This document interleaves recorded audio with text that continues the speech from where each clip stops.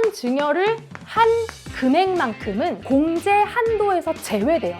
이 경우에는 오히려 상속세가 나와버릴 수가 있습니다. 이런 식으로 사전 증여를 너무 많이 하면 오히려 상속세에 도움이 안 될 수가 있어요. 그래서 적정 금액을 잘 찾아주셔야 되는데 이 적정 금액을 잘 찾는 것이 바로 절세 전략의 핵심이 되겠죠.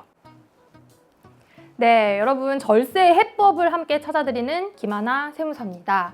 이번 시간에는 여러분 과연 사전 증여를 하는 게 정말 절세에 도움이 될까? 에 대한 이야기를 좀 해보려고 합니다. 최근에 이제 상속이 일어나는 연령대가 점점 고령화되고 있대요. 옛날에는 막 70대, 80대가 할아버지 느낌이었는데 요즘 그렇지가 않죠? 그래서 80, 90대에 돌아가시면서 상속이 개시되어 버리면 자녀는 몇 살일까요? 자녀가 이미 60, 70대야. 그렇죠? 이렇게 돼버리면 거의 노노 상속이 일어나기 때문에 부가 이 고령층에 좀 집중되는 형상이 강합니다. 젊은 세대들이 사회활동을 할 때 부모님들이 미리미리 사전 증여를 좀 해주시면은 경제도 좀 돌고 소비에도 활성화가 되고 자녀들은 또 그 시드머니로 무언가 생산적인 활동을 할 수 있을 텐데 사실은 그 타이밍을 못 잡고 혹은 고민하지 못하고 계속 지나가시다가 보면은 이렇게 노노 상속이 많이 일어나게 되는 거죠. 자, 그러면 이런 식으로 사전 증여가 잘 일어나지 못하게 되는 이유는 뭘까? 생각을 한번 해봤거든요.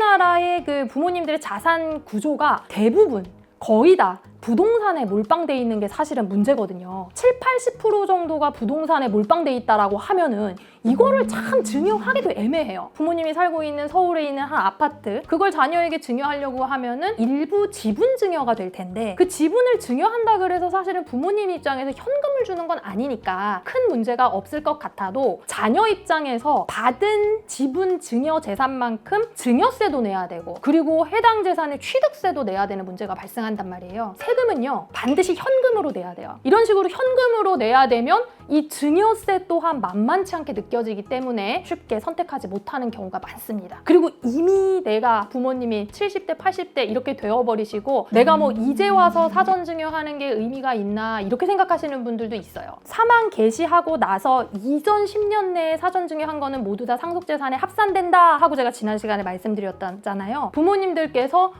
곧 내가 떠날 것 같은데 어차피 상속재산에 합산되는 거 아니냐 이렇게 생각하시기도 하거든요. 과연 뭐가 맞는지 오늘 한번 이야기 나눠보도록 하겠습니다. 자, 일단 상속하고 증여를 먼저 좀 비교를 해보려고 해요. 일단 이 두 개를 나누는 가장 큰 기준은 상속이 개시되었냐. 부모님이 돌아가신 시점을 우리가 상속 개시 시점이라고 이야기를 하거든요. 상속이 개시되기 전에 부모가 자녀에게 주는 걸 우리가 증여라고 하고요. 상속이 개시된 이후에 부모의 재산이 자녀에게 내려가는 거 상속이라고 하죠. 가끔 저한테 상담 전화 오셔가지고 상속 상담 좀 하고 싶은데 상속세가 너무 많이 나온다 그러더라고요. 여쭤보면은 아직 부모님이 살아계신 경우 이건 뭘 원하는 거예요? 사실상 사전 증여에 대한 상담을 하고 싶어 하시는 거잖아요. 그러니까 이런 식으로 용어도 여러분이 조금 잘 정리를 하셔야 돼요. 부모가 자녀에게 재산을 증여하는 경우만 한번 생각을 해볼게요. 물론 이제 배우자 포함되겠지만 부모가 자녀에게 증여를 할 때 증여하는 부모를 우리가 증여자라고 하고 재산을 받는 자녀를 수증자라고 합니다. 자, 상속일 때는 이 용어가 달라져요. 고인이 된 부모님을 우리가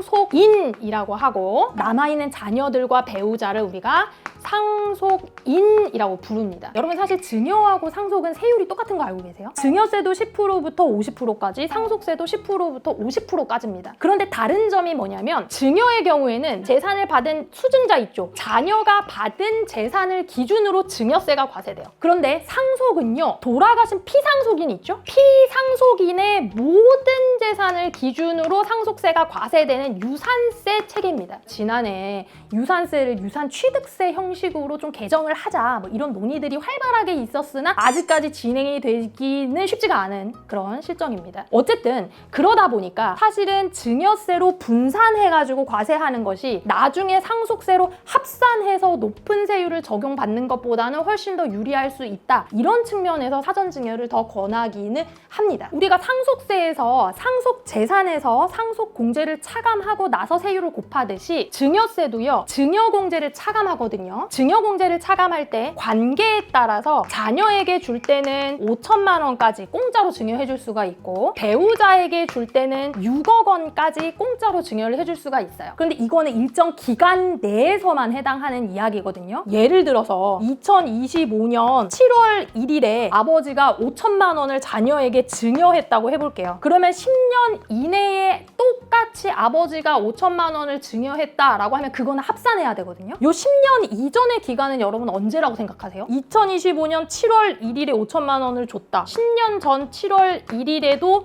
5천만 원을 증여했다. 얘는 합산하는 애일까 안 하는 애일까? 요거 많이 헷갈려 하시거든요. 요거는 여러분 합산되는 증여재산입니다. 7월 1일 이전, 10년 전 동일한 날짜까지는 1년 이내에 속하는 거기 때문에 이런 경우에는 반드시 두 개를 합산해서 세금 신고가 된다는 거죠. 증여세가 합산해서 과세가 된다. 이렇게 보셔야 되는 거예요. 사전증여 얘기로 돌아와서요. 상속재산이 얼마 이하일 때는 상속세 걱정을 안 해도 된다라는 이야기를 했었는데 상속재산이 배우자가 없을 때는 5억 원 이하, 배우자가 있을 때는 10억 원 이하인 경우에는 오케이 괜찮다라고 했습니다. 배우자가 있을 때 10억 원 이하의 상속재산이 있는데 미리 사전증여를 해버리면 오히려 상속세가 더 나와버릴 수 있는 가능성이 있어요. 자, 이거는 왜 그러냐면 여러분 상속재산이 10억이라고 가정을 하면 사전 증여를 한 금액만큼은 공제 한도에서 제외돼요.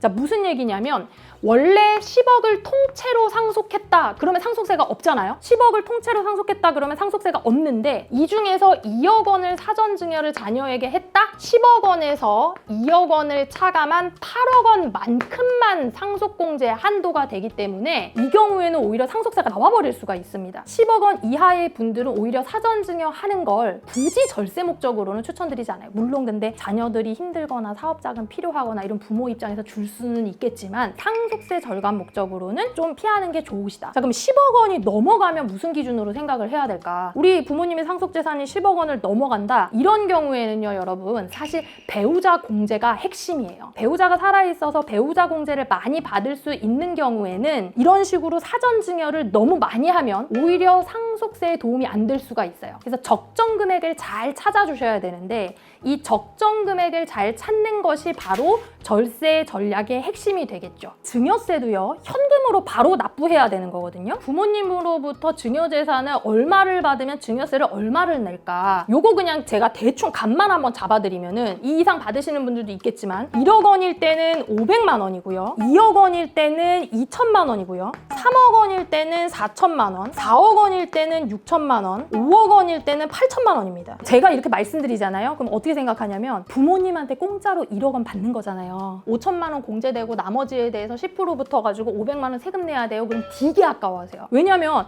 내가 이거 공짜로 받는 건데 세금까지도 내기 싫은 거예요. 근데 여러분 가만히 한번 생각을 해보세요. 만약에 여러분이 회사에 가가지고 연봉 1억 원을 받는다고 생각을 해봐요. 연봉 1억 원을 받으면 세금이 얼마 나올까? 소득세로 따졌을 때. 연봉 1억 원 받으면요, 여러분 세금이 26.4% 붙습니다. 거기다가 심지어 건강보험료까지도 증가해요. 더 붙어요. 근데 증여재산은 건강보험료가 붙는 재산이 아니에요. 공짜로 받는 돈이에요.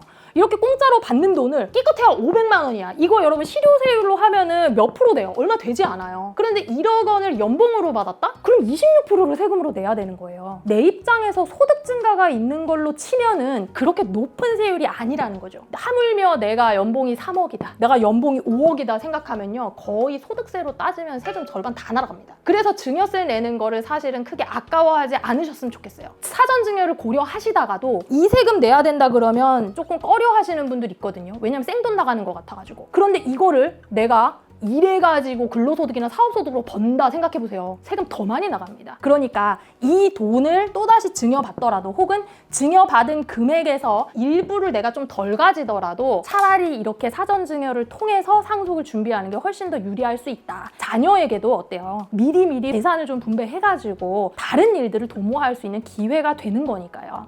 그렇죠? 그래서 제가 재산 규모에 따라서 얼마 정도 사전증여하는 게 제일 좋을까 혼자서 시뮬레이션을 좀 해봤어요. 제가 요거 기준으로 많이 설명을 좀 드리긴 하거든요. 왜냐면은 막상 사전증여를 그럼 좀 해야 되겠다 하면 우리가 5천만 원 기준으로 항상 생각해.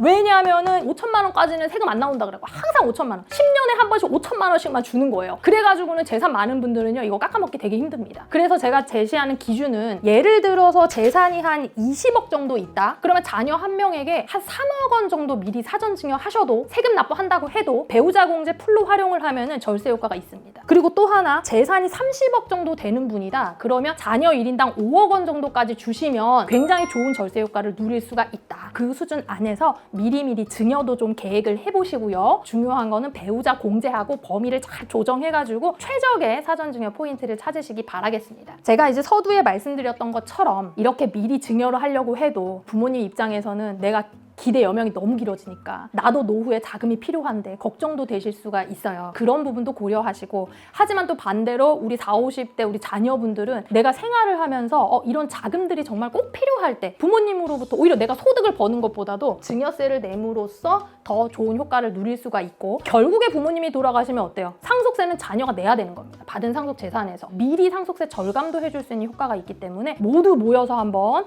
고민해 보셨으면 좋겠습니다. 그리고 사실 제일 중요한 건 사전 증여하시고 부모님이 10년보다 더 사셔야 돼요. 사전 증여하시고 10년 이상 사시는 게 사실은 더 좋은 일이다. 그러면 상속재산에 합산되지 않거든요. 10년 이내에 자녀에게 준 것만 상속재산에 합산되기 때문에 10년보다 더 길게 오래오래 사시면서 여러분 건강관리도 하시고 우리 자녀들에게 기회도 주시고 하시면 참 좋을 것 같습니다. 오늘은 이야기 여기까지 마칠 거고요. 오늘 이야기가 도움이 되셨다면 구독하고 좋아요 부탁드리겠습니다. 감사합니다.